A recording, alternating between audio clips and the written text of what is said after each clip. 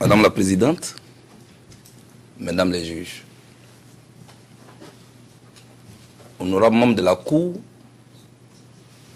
je voudrais vous adresser mes salutations les plus sincères et les plus respectueuses. Vous savez, il arrive souvent que les circonstances de la vie et le chemin du destin vous conduisent au carrefour où s'entrechoquent les événements qui participent à construire l'histoire et qui font de nous des témoins privilégiés de ce que sera le futur. C'est peut-être mon cas, Madame la juge. Je me trouve ici, à la Cour pénale internationale, à un moment où, à tort ou à raison, une certaine opinion accuse cette Cour de servir d'instrument pour des règlements de comptes politiques contre des leaders africains indociles qui seraient même déjà condamnés avant d'être jugés. Ce qui mettrait à mal la crédibilité, l'impartialité, l'indépendance de cette prestigieuse institution. Vrai ou faux, Madame la juge, je n'en sais absolument rien. Dans tous les cas, je suis déjà là. Et j'ai donc toute la latitude de me faire ma propre opinion à partir de ce que ce célèbre philosophe Edgar Morin a appelé l'intelligence expériencée.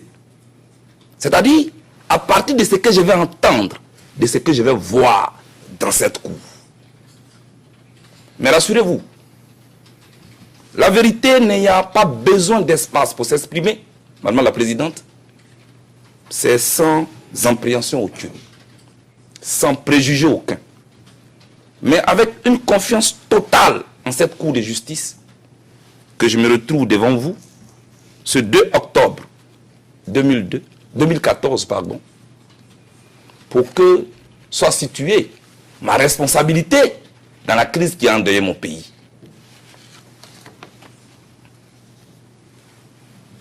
« 2 octobre 2002, 2 octobre 2014, cela fait exactement 12 ans que les Ivoiriens de toutes tendances confondues descendaient dans la rue, les mains nues, même si le procureur ne veut pas l'admettre. Le fait est têtu en histoire, c'était vraiment les mains nues.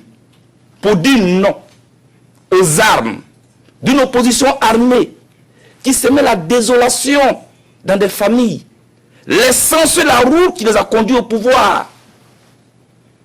Des orphelins, des veuves. Madame la Présidente, c'est nous qui sommes descendus dans la rue pour dire non à ces armes en 2002. Et simple coïncidence ou un signe du champ, mais c'est ce 2 octobre aujourd'hui que je me retrouve devant vous. Pour qu'on me traite d'assassin, de génocidaire. Pour que je sois jugé de crimes contre l'humanité. Madame la Présidente,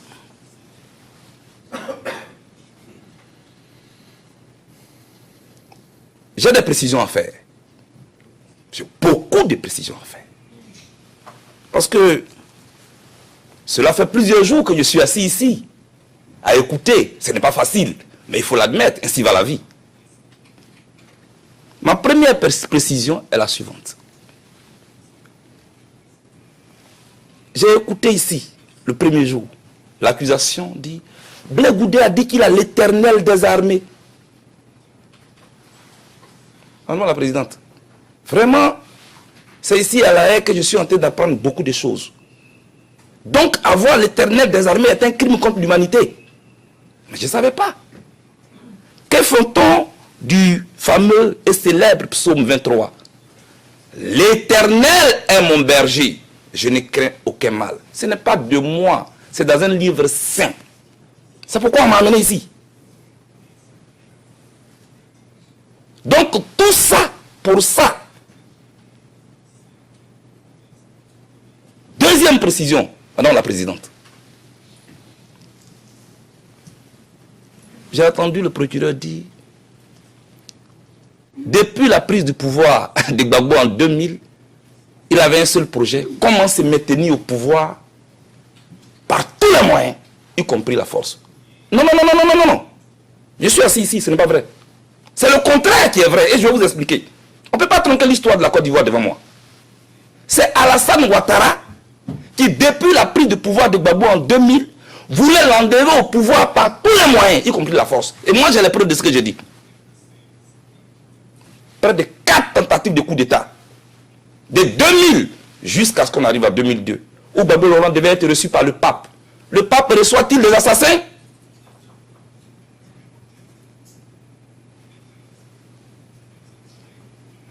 Madame la Présidente, ce n'est donc pas vrai ce qu'on vous raconte.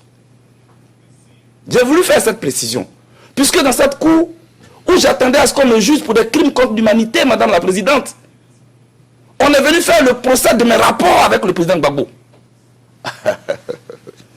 Mais, si on doit envoyer ici à la cour tous ceux qui fréquentent Gbagbo Laurent, les cellules de la CPI ne sont pas nombreuses. Hein?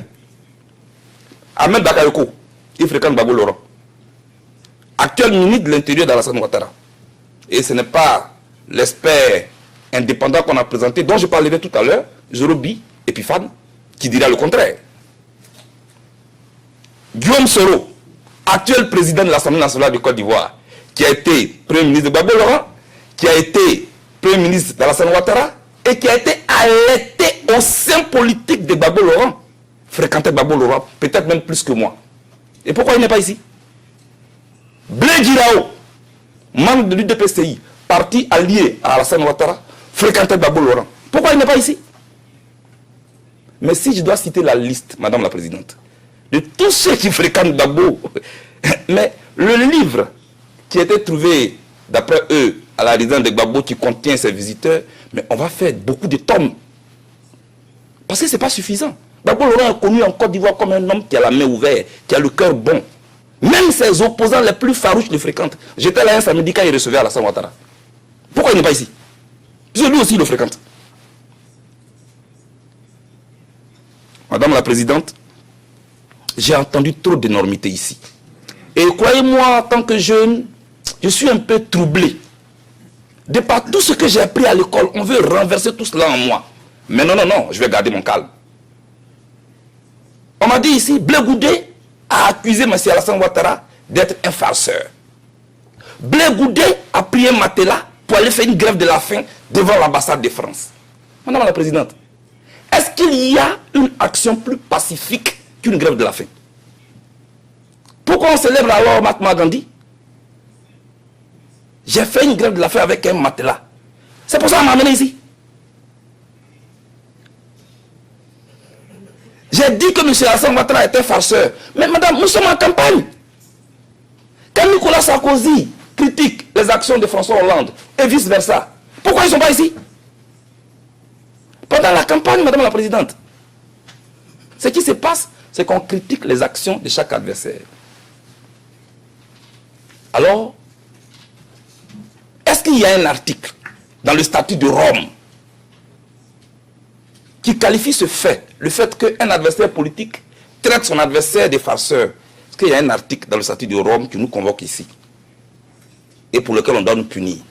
Est-ce qu'il y a un article, dites-moi, qui demande qu'on condamne ceux qui prennent un matelas pour faire la grève de la faim? Dites-moi, je veux savoir. Mon âme souffre, mon âme pleure, je veux savoir.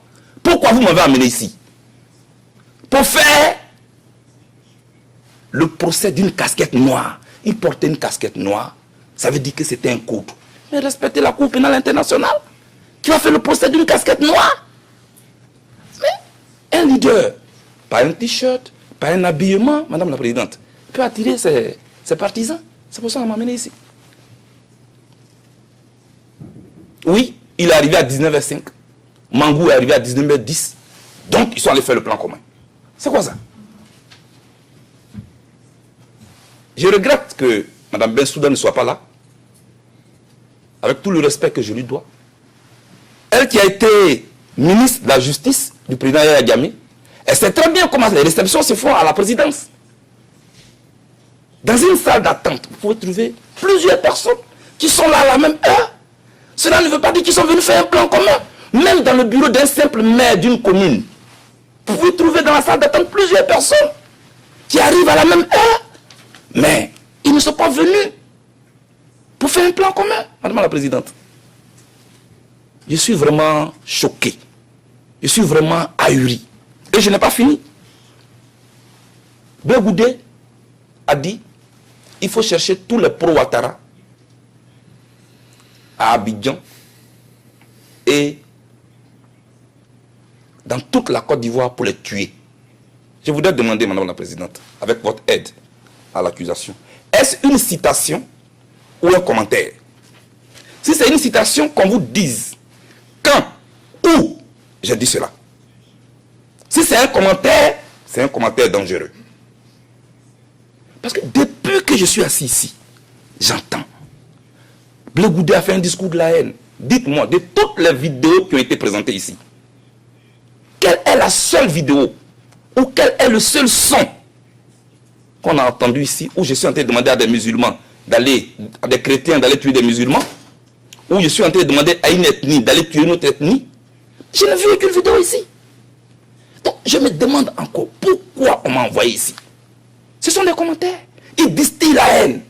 Où sont les vidéos de la haine? Je n'ai pas encore vu. Où je suis en train de dire aux jeunes patriotes, allez, levez-vous, allez tuer les pro-Ouattara. Où j'ai dit ça? Je n'ai pas encore vu. On nous montre des photographies. Oui, il était avec Mian, il était avec Zegen, donc il faut un plan commun.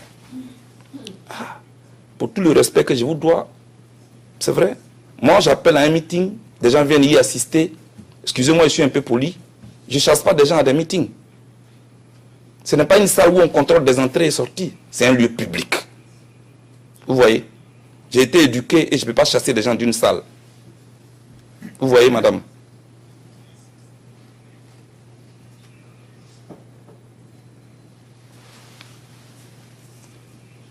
Blegoudé est celui par qui la violence est arrivée en Côte d'Ivoire.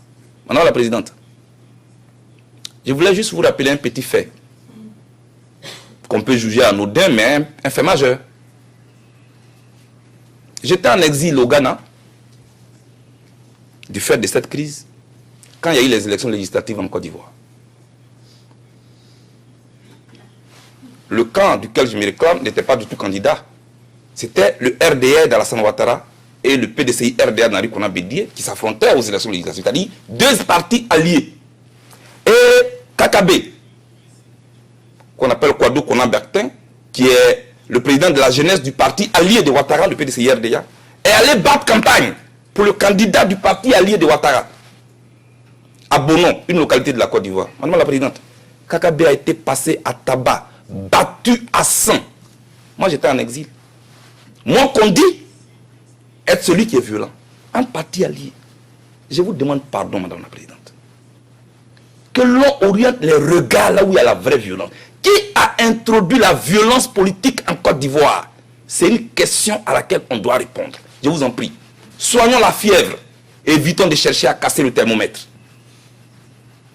Réclamons les dents de la panthère à celui qui a consommé la tête. Madame la Présidente, ce n'est pas moi qui ai envoyé la violence en Côte d'Ivoire. Et ici, on me parle de Martin Luther King ou de Mandela. Ah oui, on va parler de Mandela. Nelson Mandela, en 1963, comme si on était dans cette salle, il a été condamné à perpétuité, traité de terroriste, de poseur de bombes, comme l'accusation est en train de le faire pour moi. Je ne suis pas Mandela, je ne peux pas avoir cette prétention. Comparaison n'est pas raison, mais l'histoire nous permet de mieux appréhender le présent et de mieux scruter l'avenir du futur. Mandela a été accusé de terroriste, de poseur de bombes.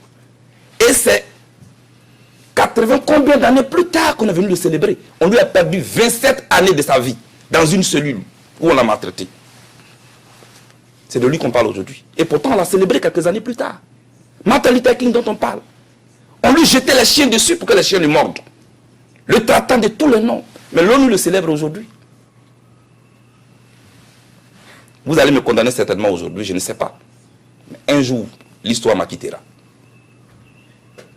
Je ne suis pas le criminel comme vous présentez, Madame la Présidente. Pour vous dire, Madame, que pour le respect de la mémoire des victimes décédées, pour penser les maîtrisures physiques et morales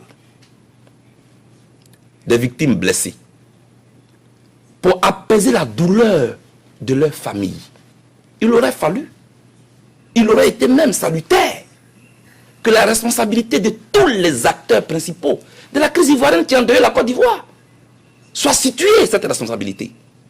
Hélas, quand j'ai fini d'écouter le procureur qui dit, et je cite, Bleu Goudé, par son art oratoire, veut imputer la responsabilité de la crise au camp Ouattara.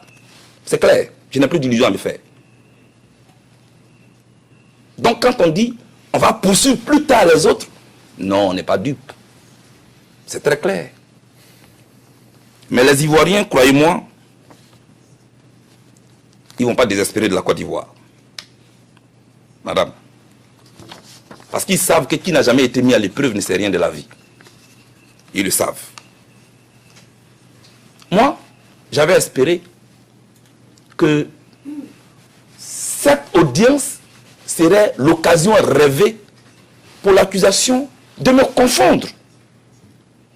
Afin que se taisent les allégations dans un silence sans gloire. Pour que restitués dans leur contexte, les faits s'expriment. Loin des campagnes médiatiques de diabolisation planifiées par mes adversaires, loin aussi des rapports des ONG ou de certaines ONG, pour ne pas toutes les accuser, dont les rapports contrastent souvent avec la vérité. Ces ONG qui aujourd'hui subitement sont devenues muettes comme des carpes face à la torture que sont en train de subir en ce moment des prisonniers politiques en Côte d'Ivoire. Ces ONG qui ont fermé les yeux sur les domiciles privés réquisitionnés dans lesquels on torture les Ivoiriens. Madame la Présidente, j'en ai fait moi-même l'expérience. Pendant 14 mois, j'étais détenu dans une cuisine. J'étais enchaîné pendant 2 semaines par ceux qui sont au pouvoir dont on parle aujourd'hui. Il pleuvait sur moi. On me frappait. Et pourtant, on faisait croire aux Ivoiriens que j'étais traité comme aux Britanniques. Madame la Présidente, moi, j'ignore quand prendra fin et comment prendra fin la procédure qui a été ouverte contre moi. Mais, Madame, elle nous donne au moins la possibilité, le procureur et moi, de nous trouver face à face, pour que nous nous parlions. Preuve contre preuve. Je ne parle pas de commentaires. Qu'on me sorte les vidéos où j'ai dit à des Ivoiriens d'aller tuer d'autres Ivoiriens. Je veux savoir. Qu'on me sorte les vidéos où j'ai dit aux chrétiens d'aller tuer les musulmans. Qu'on me sorte les vidéos où j'ai dit aux Ivoiriens chercher tous les partisans de Ouattara, aller les tuer pour que Gbagbo soit président. Madame la Présidente, ce n'est pas vrai. Ce n'est pas vrai. Mais je comprends. Je comprends. Je comprends surtout Madame Massida. Et mon conseil, Maître Ndri, n'a pas eu tort de dire qu'elle a été induite en erreur. C'est vrai. Parce qu'ici, à l'ouverture, on nous a présenté un expert indépendant de justice. Un expert, un juriste indépendant. Madame, la Cour pénale internationale, c'est notre cour. C'est notre cour de justice à nous tous. Il n'y a pas les bons et les mauvais. Il n'y a pas les gentils et les méchants. Quand on vient ici, qu'on dit les gens sont indépendants, il faut que cela soit prouvé. Parce que c'est le monde entier qui nous regarde. Et cette cour doit être respectée. Quand on prête serment pour dire qu'on est indépendant, on doit être vraiment indépendant. Suivez mon regard, Madame la Présidente. Zorobi Epiphane, qu'on a présenté ici comme un indépendant. Madame, à un meeting ouvert du parti de Ouattara, il a montré sa carte de militant d'Alassane Ouattara. Il a même tenté d'être candidat sous la bannière du parti de Ouattara à Saint-Fra, sa ville. Est-ce que quand on est militant d'un parti politique, On peut être indépendant. Et c'est quand on a pris la carte de militant d'un parti politique. D'un parti politique, c'est ce qu'on appelle la discipline du parti. Où on reçoit les ordres de son président. Madame la présidente, mais c'est à son parti là que je suis opposé. Quel conseil il peut donner? Parce que c'est ce qu'on appelle les personnes ressources. Je considère que Massida ne connaît pas la Côte d'Ivoire. Donc quand elle arrive, elle a besoin d'une personne ressource qui peut la guider.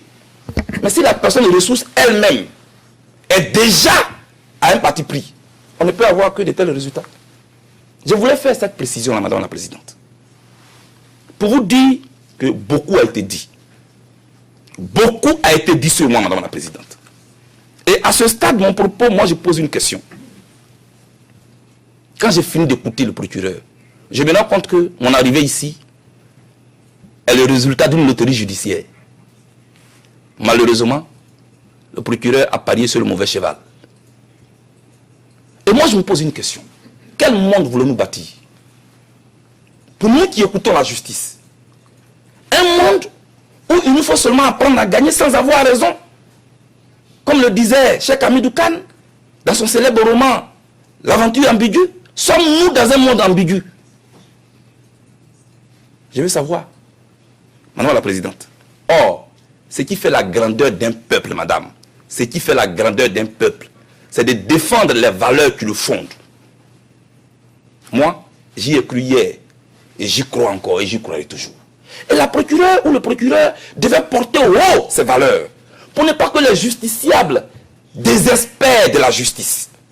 Surtout pas de la justice internationale. Parce qu'elle a la lourde responsabilité de faire en sorte que ce monde que nous vivons ne soit pas une jungle, où les plus forts qui ont les carnets d'adresse écrasent les plus faibles, et transforment le tort en raison, et vice-versa. Et donc, madame, ces questions-là, ça me vient en tête. Et si j'ai bien entendu le procureur lors de son discours d'ouverture, et je cite, ce procès n'est pas un procès politique. Nous voulons envoyer un message fort à tous ceux qui, par la voie de la force, veulent conserver le pouvoir ou prendre le pouvoir par la force. C'est ce que le procureur a dit. Mais madame, le procureur ne dit rien de différent de ce que j'ai dit pendant plus de 10 ans. Madame, c'est moi qui ai dit aux rebelles, c'est moi qui ai dit aux partisans de Ouattara, qui ont érigé la violence en programme politique, qu'on n'entre pas en politique avec des armes. On entre en politique avec une trilogie. L'idéologie politique, le programme de gouvernement et un projet de société. Pour être ce qu'on a appelé un déviant politique. C'est-à-dire améliorer la vie de ses concitoyens et être patient. C'est moi qui l'ai dit. Donc, le procureur et moi, on devait vraiment faire un. Alors, je conclus que le procureur me poursuit à tort. Madame la présidente, je voudrais vous dire qu'il est légitime d'avoir des ambitions. Mais vouloir les réaliser sur les cendres de la vie des autres, c'est malsain. Et mon cœur pleure encore, madame. Par ma voix, des millions d'Africains vous regardent. Et compte sur vous pour ne pas permettre à des individus de se servir de cette cour pour réaliser des ambitions qui peuvent entacher l'image de notre cour. Parce que c'est notre cour. Moi, j'ai beaucoup de respect pour cette cour. Madame, suivez-moi très bien. Des témoins triés sur le volet m'accusent, moi, d'avoir recruté des mercenaires, d'avoir distribué des armes. Comme ce témoin qui déclare, et je cite, « J'ai vu Blé Goudé à la télévision, brandissant une Kalachnikov. Mais comme il était de dos, je ne l'ai pas bien reconnu.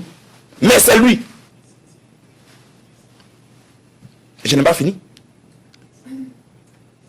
Il y a un autre qui déclare, et je cite, « J'ai vu une colonne de 4x4, et le procureur l'a dit hier, qui est rentrée au commissariat du 16e arrondissement. C'est Blé Goudé. Je ne l'ai pas vu, mais comme les gens criaient, général, général, donc, j'ai dit que c'est lui. C'est quoi ça? Je n'ai pas encore fini, madame. Au stade Jesse Jackson de Yopougon, quand nous jouons au ballon, dans notre équipe de football, Solidarité Club de Maracana de Yopougon, pour célébrer un but qu'on marquait, j'étais leur buteur, leur meilleur buteur, entre parenthèses, pour digresser un peu. On utilisait l'expression « il n'y a rien en face, c'est maïs ». Comme la vidéo peut le montrer. C'est une expression sportive. Je demande qu'on montre la vidéo. S'il vous plaît.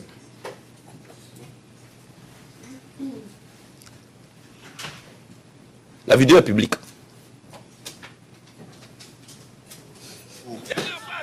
En cette période de Je voulais qu'on montre la vidéo.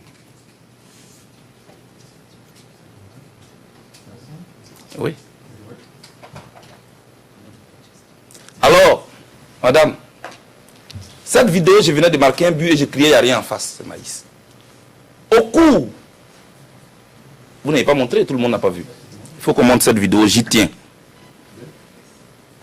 C'est une courte pause faute qu'il s'offre après sa longue série de meetings pour dénoncer tout ce qui exige le départ de Laurent Gbagbo. En cette Voilà. Madame la présidente, sur ce terrain, il n'y avait pas de partisans de Ouattara. Il n'y avait pas d'élection.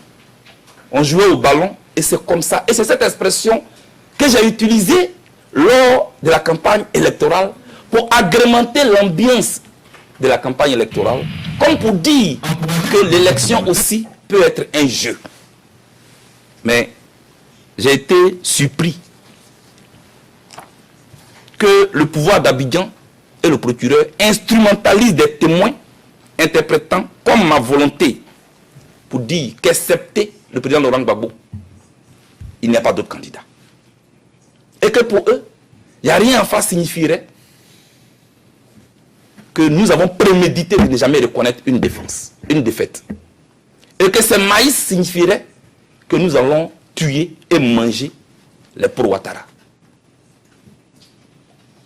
Quelle imagination négativement fertile.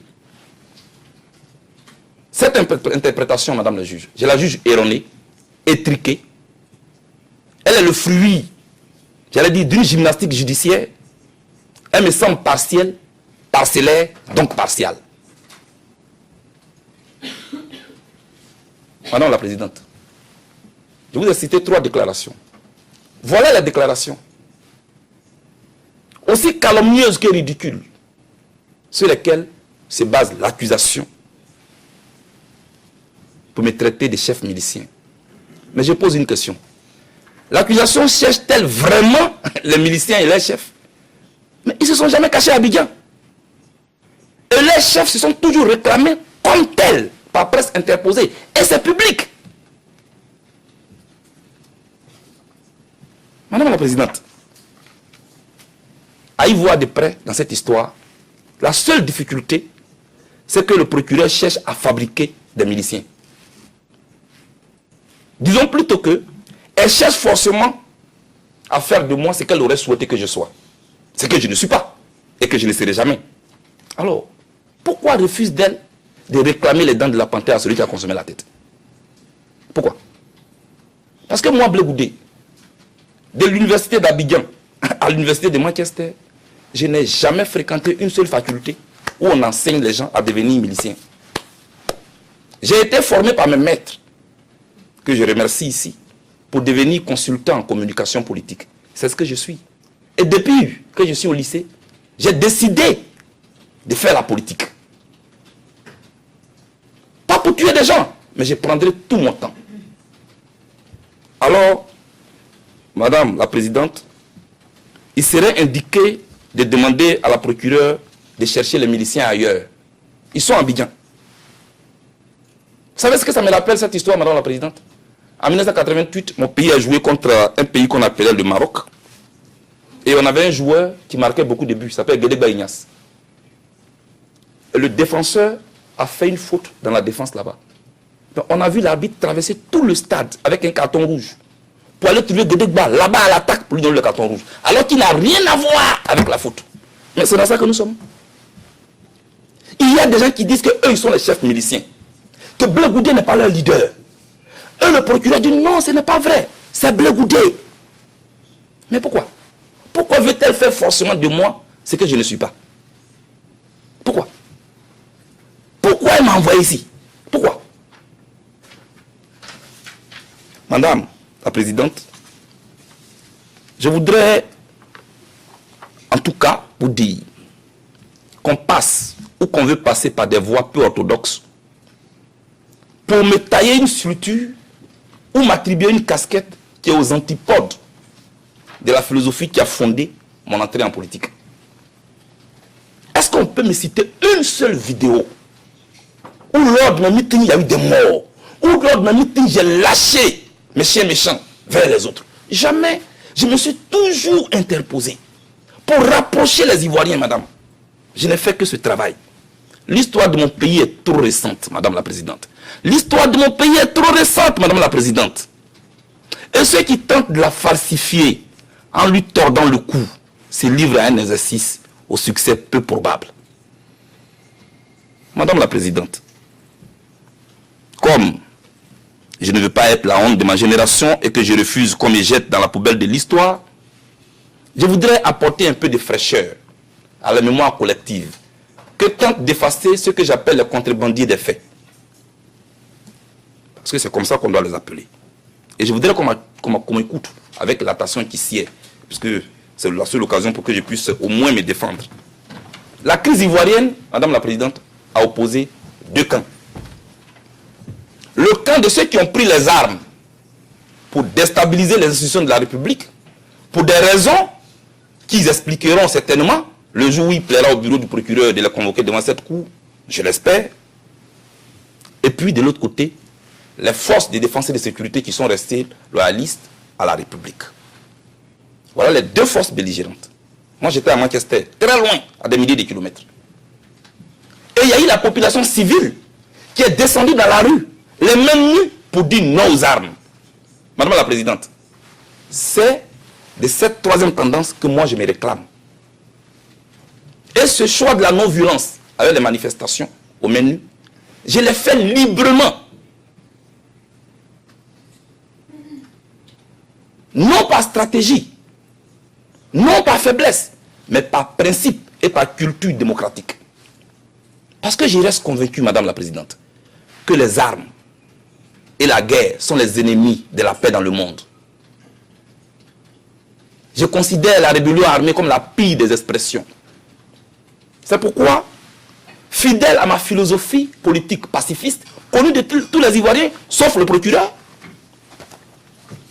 je n'ai jamais possédé d'armes, ni à titre individuel, ni à titre collectif. Alors, madame, par quelle alchimie pourrais-je réussir à distribuer ce que je ne possède pas? Par quelle alchimie? Jamais, madame, je n'ai distribué d'armes à des citoyens pour aller tuer d'autres citoyens. Madame, souvent de fois, il y a des gens qui me traitaient de faiblard. Des faiblards qui ont peur de la guerre. Blé Goudé a peur de la guerre. Je leur ai souvent dit oui. Je n'ai pas honte de dire que j'ai peur de la guerre. Parce que la guerre fait peur. La guerre détruit des familles. Je leur ai dit, je préfère être faible parmi des êtres vivants que d'être fort parmi des corps sans vie. C'est ce que j'ai souvent dit. Madame la Présidente, convaincre et non vaincre, tel est mon credo. C'est pourquoi je partais dormir derrière les rebelles. Pour les convaincre de venir, on va se réconcilier. C'est ce que j'ai fait. Et on se moquait de moi. On m'appelait l'ami des rebelles. Mais je le faisais pour mon pays. Madame la Présidente. Pas pour que Gbagbo reste au pouvoir. Je le faisais pour ma génération, pour mon pays. C'est ce que j'ai fait, madame. Pour moi, qu'on l'appelle Dieu, qu'on l'appelle Jéhovah, qu'on l'appelle Nyamiekli, qu'on l'appelle Kolekelo, qu'on l'appelle Lago, pour moi nous prions tous le même Dieu. C'est pourquoi, Madame la Présidente, ouvert et tolérant de par ma culture, j'ai toujours tenu à rendre visite à tous les imams et à tous les chrétiens dans toutes mes tournées politiques. J'ai même souvent réparé, réhabilité des mosquées dans lesquelles j'ai souvent fait des dons.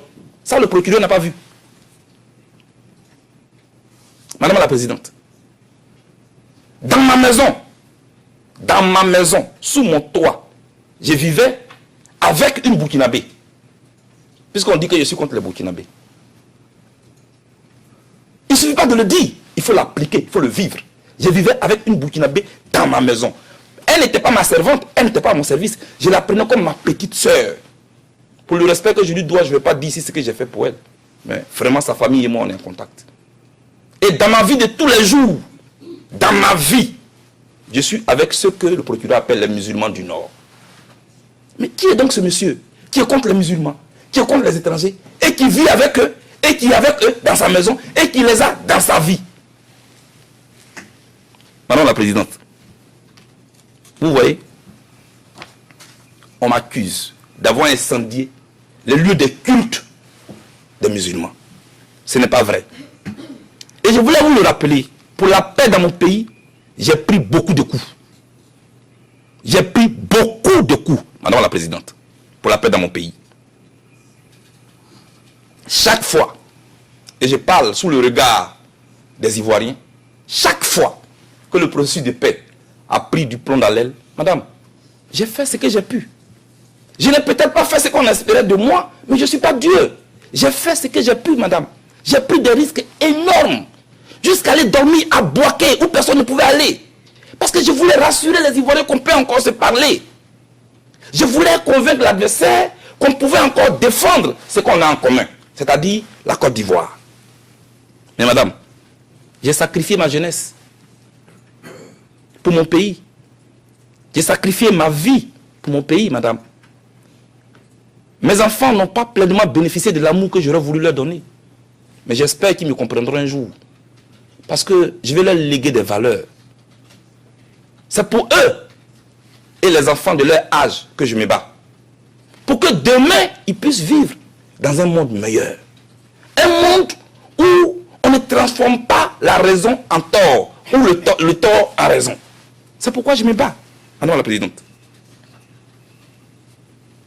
Même mes proches, jusqu'aujourd'hui, les personnes qui m'aiment et que j'aime, continuent de souffrir des conséquences de mon engagement.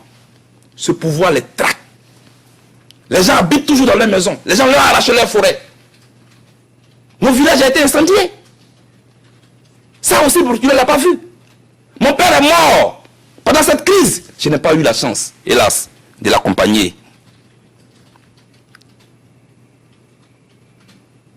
à sa dernière demeure. Le procureur n'a pas vu ça. Le procureur n'a pas vu ça. Et c'est moi qui viens traiter ici des criminels. Pendant que les criminels sont, Madame, en liberté, en train de narguer mes parents. Mais Madame, pendant que je parcourais hameaux, villes, villages, pour convaincre les Ivoiriens à se pardonner les uns les autres, ceux avec qui je croyais parler de paix, ils préparaient la guerre en cachette. Je ne savais pas. Moi, j'étais de bonne foi. J'étais surpris, je ne savais pas.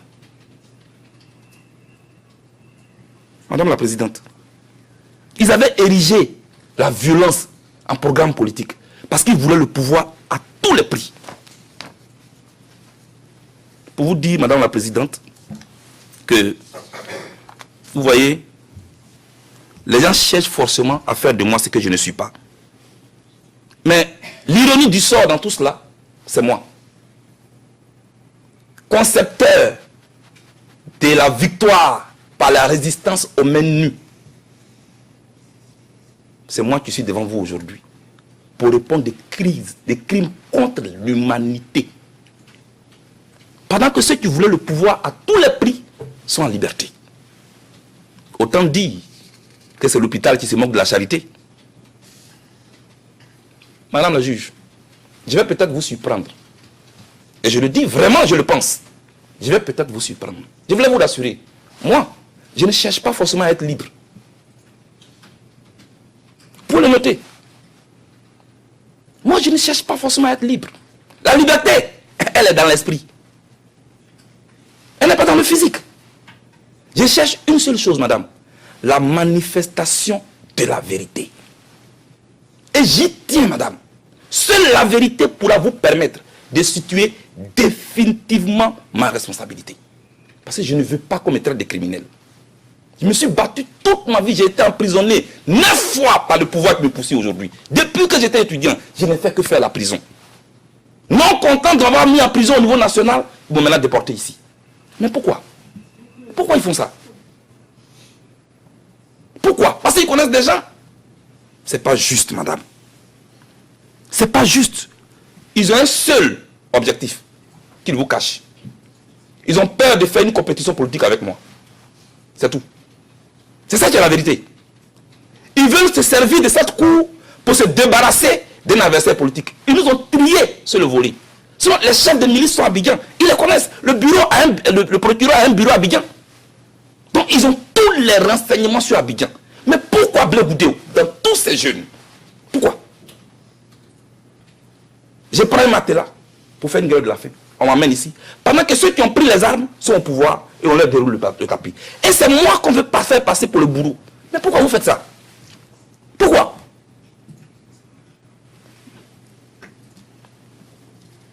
Et ils continuent toujours de me jeter la pierre. Mais moi, je suis serein. Qu'ils me jettent la pierre, ceux qui se croient innocents. Mais peut-être que j'en aurai besoin pour ériger mon piédestal en faisant éclater la vérité dans ce procès. C'est pourquoi j'ai dit que moi, je suis en mission. Donc moi, je suis tranquille. Je ne cherche pas forcément à être libre. Pour vous dire, Madame la Présidente, que je voulais rappeler à Madame Massida les victimes du commando invisible, les victimes d'Ano Kouakouté, ces populations sans défense, Madame, qui ont fui la mort pour aller se cacher dans des églises et dans des camps de réfugiés. Mais que, hélas, la mort a rattrapé. Imbibé d'essence, incendié par le commandant invisible. Le procureur n'a pas encore vu ça. À Abobo, à Abidjan. C'est comme ça que les gens fuyaient à Abobo pour aller vers Yopougon. Et c'est comme ça que les gens ont fait les barrages pour se protéger. On appelle ça l'instinct de conservation. Même les propres témoins du procureur l'ont affirmé. Eux, partisans de Ouattara, ont dit qu'ils ont érigé des barricades autour de la mosquée d'Oukouré pour se protéger. Donc cela répondait aussi au mot d'ordre de Blé Goudé. Demandez au procureur. Madame, moi je parle de toutes les victimes sans distinction. Parce que pour moi, la vie humaine est sacrée. Et un corps sans vie n'a pas de couleur politique, n'a pas d'ethnie, n'a pas de parti politique. Malheureusement, les représentants des victimes ont déjà choisi leurs victimes. Allez-y à Abidjan, pas à l'hôtel Ivoire, pas au Pullman Hotel, pas au Golf Hotel. Allez-y dans les confins de la Côte d'Ivoire, vous allez voir. Près de 1000 guerriers ont été ensevelis dans une fosse commune. Et les droits de l'homme dont vous citez les rapports ici. Vous n'avez pas vu ces rapports aussi? Madame la Présidente, s'il a existé un plan commun en Côte d'Ivoire, moi, je n'en connais ni les concepteurs, ni les exécutants. J'ignore même les objectifs de ce plan. J'ai plutôt pris mon temps pour aller vers les victimes de la guerre, madame. Pendant 3 mois, j'ai fait le tour de la Côte d'Ivoire. J'ai même recueilli Priska, une jeune fille qui a été violée. Madame la Présidente. Elle a été violée par les rebelles. Je l'ai fait transporter à l'hôpital. J'ai organisé un fundraising pour qu'on lui construise une maison. Moi, l'assassin dont on parle ici, qu'on veut vous présenter. J'ai tenté de réconcilier les Ivoiriens. Madame, c'est moi qui ai inventé cette expression. La valeur du pardon réside dans la faute, dans la gravité de la faute pardonnée. La valeur du pardon réside dans la gravité de la faute pardonnée. Le procureur n'a pas entendu ça. Dans toutes les chansons que j'ai fait enregistrer en Côte d'Ivoire, pour rapprocher les Ivoiriens. Madame la Présidente, voici exposé le plan commun que moi je connais. Madame, mais le procureur ne pouvait pas évoquer ça. Parce que lui, il veut présenter le Blé Goudé assassin, génocidaire. Mais moi j'attends ici à la cour ces témoins. Pour que eux, moi, on parle de la Côte d'Ivoire et de sa crise. Pas de la Côte d'Ivoire de l'hôtel Ivoire.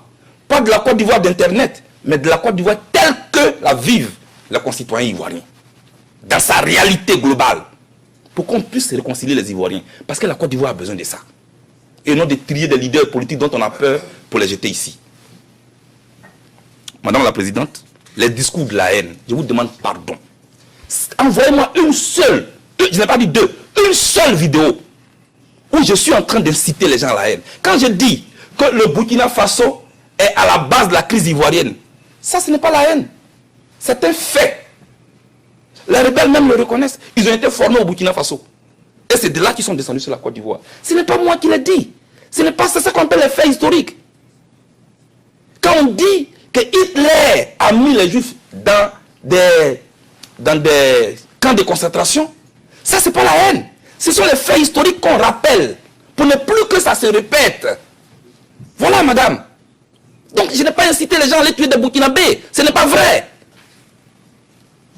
Madame la Présidente, au terme de mes précisions, et je vais finir bientôt, vous comprendrez aisément que les allégations contre moi résistent peu à la rigueur du droit. Alors, je trouve injuste que l'on veuille faire supporter à mes frères épaules toute la lourde responsabilité de la crise qui a endeuillé mon pays. Madame, dans mon combat légitime de non-violence, aucune goutte de sang n'écrit contre moi. J'ai les mains pures, Madame la Présidente.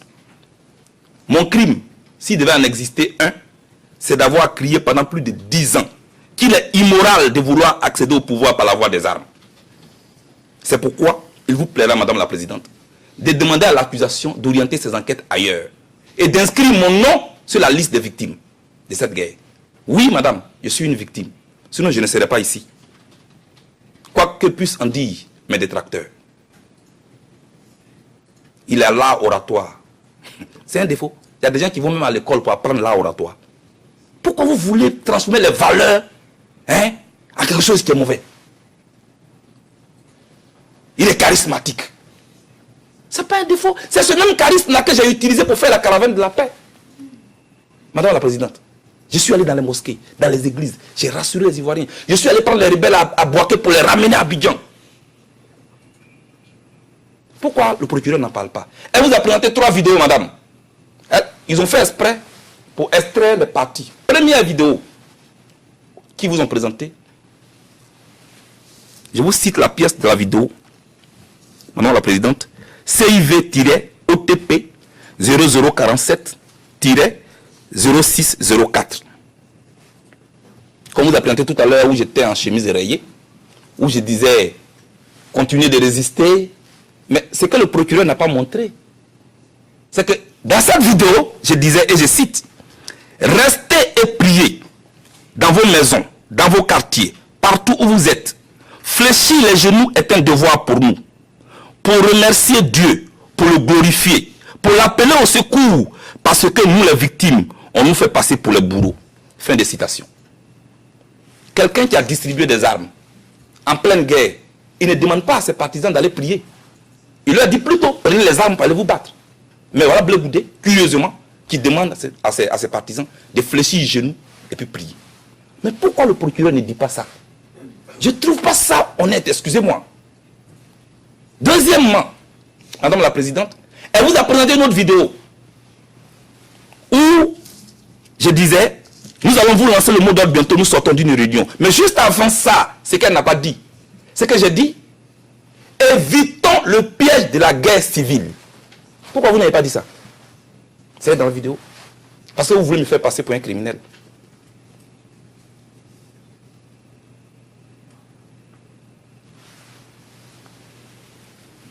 Madame la Présidente, j'ai mal. Je vous le dis sincèrement, pas de la manipulation comme on veut le faire croire, mais j'ai mal. J'ai tellement mal que je voudrais encore vous dire, le procureur dit, Blé Goudé a dit, vous êtes devant, donc ne regardez pas derrière. Dans cette salle-là, ça a été dit. Donc cela veut dire, ne vous occupez pas des crimes passés. Ce n'est pas vrai, madame. Nous étions à un rassemblement où les gens étaient nombreux. Donc j'ai voulu dire aux jeunes qui étaient là, vous êtes tellement nombreux, mais vous ne voyez pas derrière. C'est parce que vous ne pouvez pas voir derrière, sinon nous sommes très nombreux. À Abidjan, on dit, à connaît pas, à demander. Demandez-moi, je vais vous expliquer.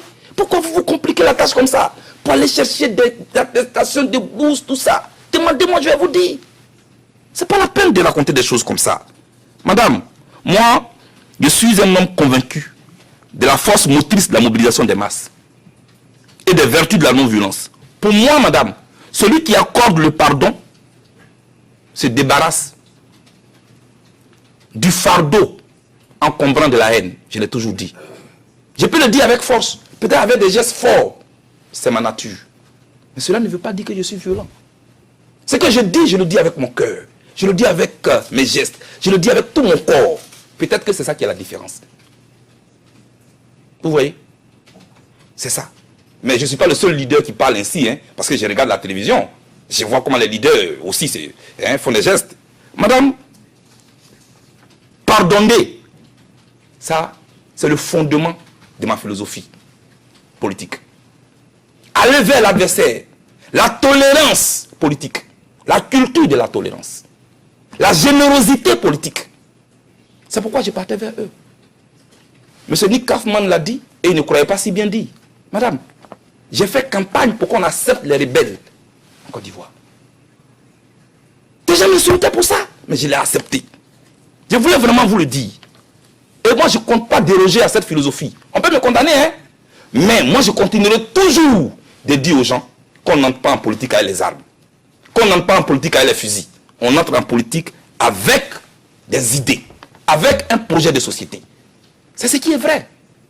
Alors, madame, moi, je voudrais vous dire, madame la présidente, ce qui suit.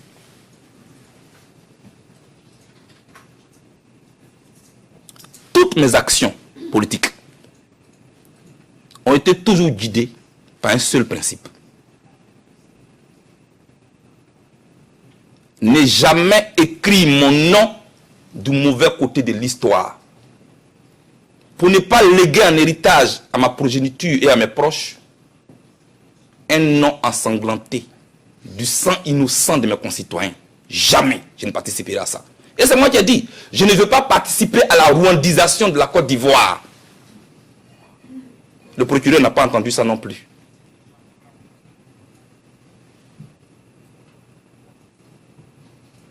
Madame la Présidente,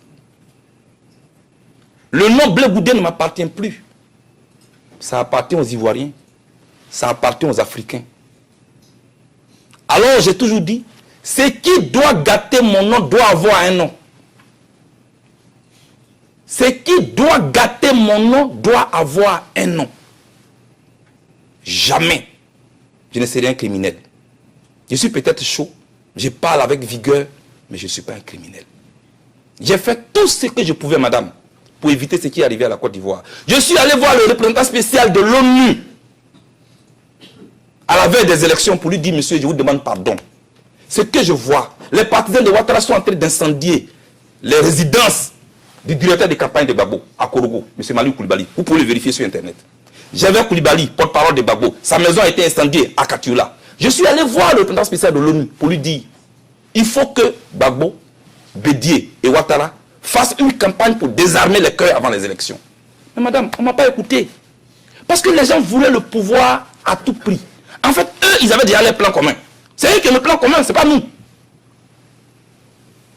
Madame la Présidente, je voudrais que, au nom de la balance que je vois ici, sur tous les papiers en tête de la CPI, qui est le symbole de la justice, de l'équité, Madame la Présidente, je vous serai reconnaissant de me laisser rentrer chez moi, auprès des Ivoiriens, pour construire et bâtir ensemble avec eux la réconciliation et la paix, comme je l'avais déjà commencé.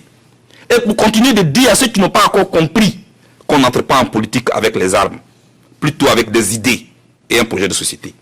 Madame, la prison, certes, c'est dur. Ça peut même durer. Mais ça ne dure pas éternellement. Et comment il s'appelle, Abraham Lincoln n'a pas eu tort. Quand il disait, pour une cause noble, on ne perd jamais son temps en prenant tout son temps. Il disait ainsi aux partisans de la vitesse que la vie ne se résume pas aux aiguilles d'une montre, mais plutôt à la qualité de nos actes pendant notre séjour bref et passager sur terre. Pour dire que mes adversaires ont la montre, moi j'ai le temps.